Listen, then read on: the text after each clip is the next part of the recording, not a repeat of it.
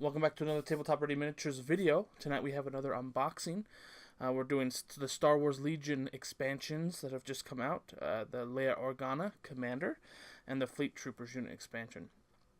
I know we're a little late to the party, but we still kind of wanted to go over those. But before we get started, two things.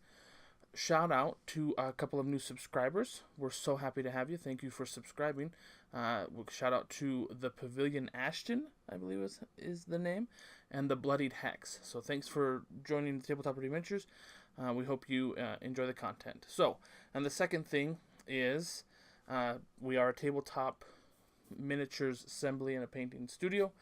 So if you're interested in commissioning and things like that, you can contact us at tabletopreadyminiatures@gmail.com or visit our website, tabletopreadyminiatures.com.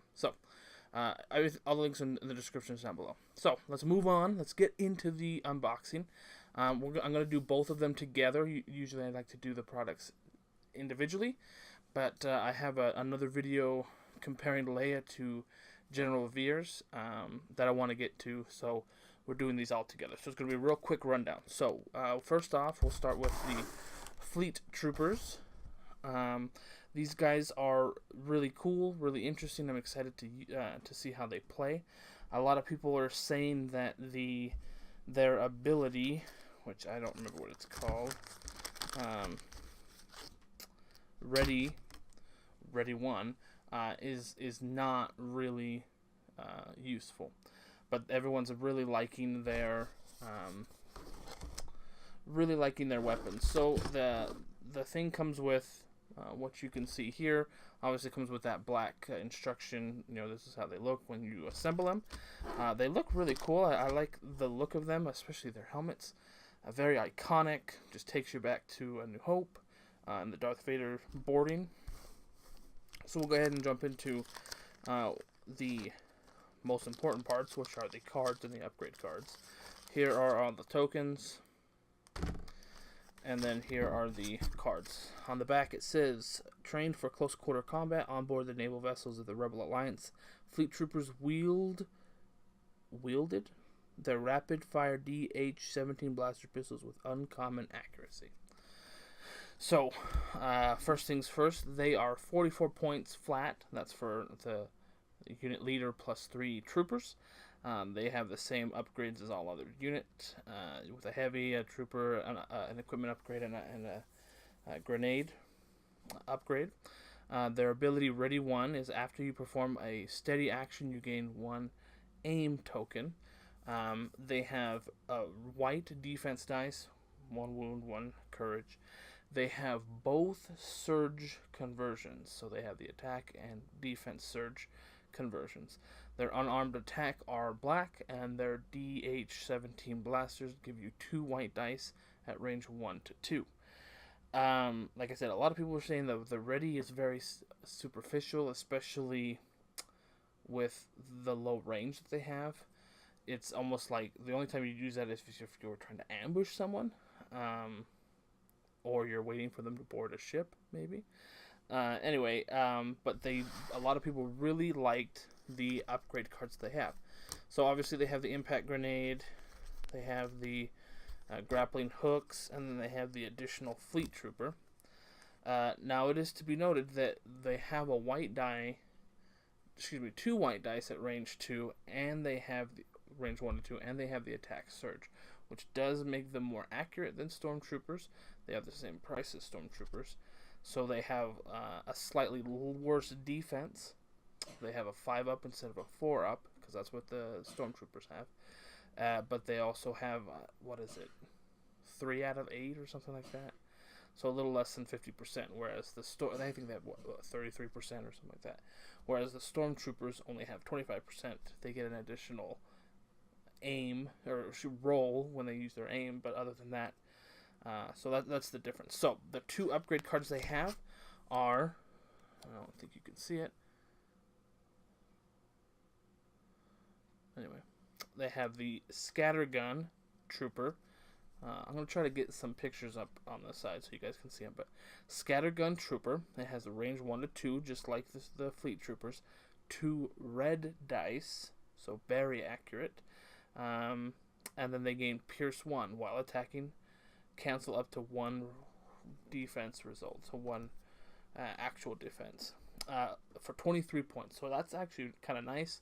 You're kind of guaranteeing at least one wound, one kill, and it goes nicely with the same range. So you're all working in, under the same constraints and parameters. The other one that this one I think a lot of people are very split on, is their MPL 57 Barrage Troopers. And the reason is because some people are saying, well, it's just kind of like a waste. It's overpriced. It's very conditional. It doesn't do either thing really well. But again, kind of, depending on what you're looking at, can do things really well, in my opinion. So it has a range 1 to 3. It gives you a black die and 2 white dice. So if you're running just him and the Fleet Troopers, that's going to be 10 white dice and a black die within range 2. 1 to 2. It does exhaust, but it kind of gives you the best of both worlds. You get blast, which is ignore cover. So imagine running up to a unit with cover, who's behind cover, and opening up with that 10 white dice with surge conversion. So and ignoring cover. It's like you're not going to hit, you're not going to hit a ton, but they don't get anything to stop them. And then the other thing is it has impact too. So it is also an potential armor killer. You know what I'm saying? So you're likely, with that many white dice, you're likely to get 2 or 3 or 4 hits. With it being white dice, the likelihood of you getting a crit is, if you're going to get a hit, 50% or 1/3 of the hits you're going to get are going to be crits. So, like I said, you can take on armor, you can take on infantry. I like it because it plays either role. A lot of people are complaining because it's 33 points and it requires to be exhausted. So a lot of people are saying, oh, you're not going to use it that often, maybe once or twice a game. But, who knows? I don't know. It just kind of depends on the situational. A lot of people are saying, if you're using the right amount of terrain, these guys can be really fun and really good. So, like I said, we'll have to see how it turns out, how it plays. We'll get a couple of games in, obviously, as soon as we can, start using them. So those are the Fleet Troopers. Super excited for them. We, as our studio armor, we got 3 Fleet Troopers. So we could play a whole army of just Fleet Troopers. Obviously, min 3. The min amount of infantry. So here's Princess Leia. I'm not a fan of her pose. I don't like that whole, with the arm outstretched. But I think she is an incredible, phenomenal commander. I don't know. I can't see anybody who's going to run an infantry heavy list, which is what everybody runs, you know what I'm saying, period, in Star Wars Legion. You got to run her, because she provides so many benefits. It is ridiculous. So, real quick, we'll go over her card. These are her tokens, you know what I'm saying, it's all the same. So, her card, she costs 90 points. She gets 2 command upgrade cards and an equipment upgrade card. She has 6 wounds and 2 courage. She has a white defense die, and then both an attack and defense surge, which is fantastic. Her weapons are martial arts. I don't agree with that, but she gets 3 black dice with martial arts, and then she has her Leia's Defender Sporting Blaster. It is only range 1 to 2, but it has 3 black dice and Pierce 1. So her with Fleet Troopers, you know what I'm saying, you guys just get into the thick of things and just go to town. Her her abilities are incredible. She has it's an action ability. To perform an action, take cover 2. Choose up to 2 friendly trooper units at range 1. Each chosen unit gains a dodge token, which is, rebel troopers. You always have 2 or 3 rebel troopers around her at all times. Inspired 2. After your rally step, remove up to 2 suppression tokens from other friendly units at range 1 to 2.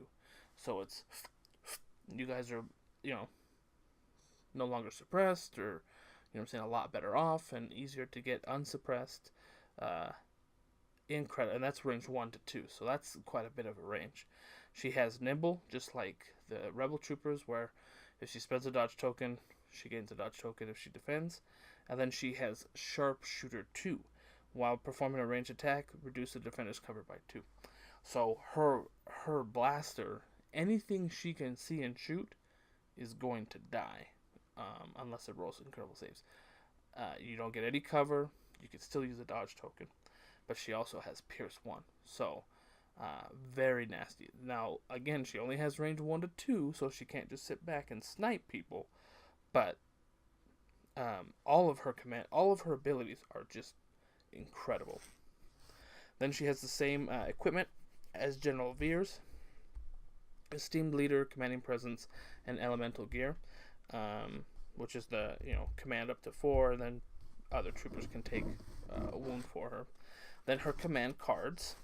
She has, let's move this out of the way. I'll move it up here. Move these up here. So, 1 pip, 2 pip, 3 pip. 1 pip, coordinated bombardment. At the end of her turn, she gets to make 3 additional attacks with 2 red die.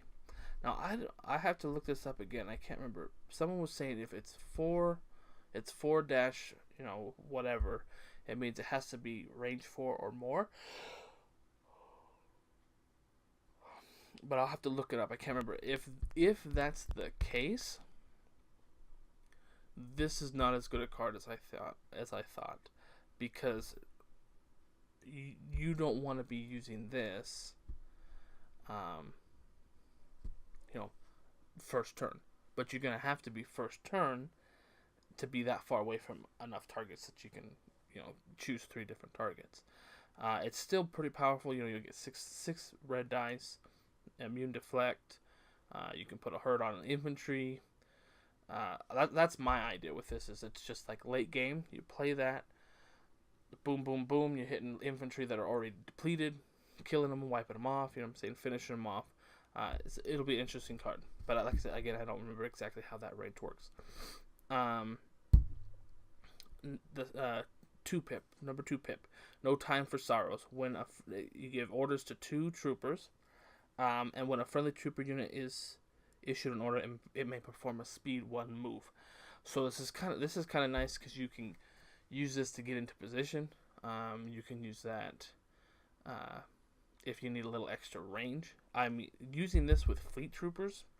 I think could be literally fantastic. You know what I'm saying? Fleet trooper, issue 2 troopers orders, you give them an extra 1, movement, 1 movement. Get them into position, the position that they want to be in, and then you activate one of them or both of them within a turn or 2, and they're causing the havoc, more havoc, because they're able to do some additional movement. So I think this with fleet troopers can be very devastating. It's good with anything, but especially with fleet troopers. And then the last one, someone has to save our skins. Give Leia and 2 units an order. After Leia's activation, you may choose a friendly unit at range 1 to 2 with a face-up order token and activate it. Incredible! Like, you get to do 2 turns.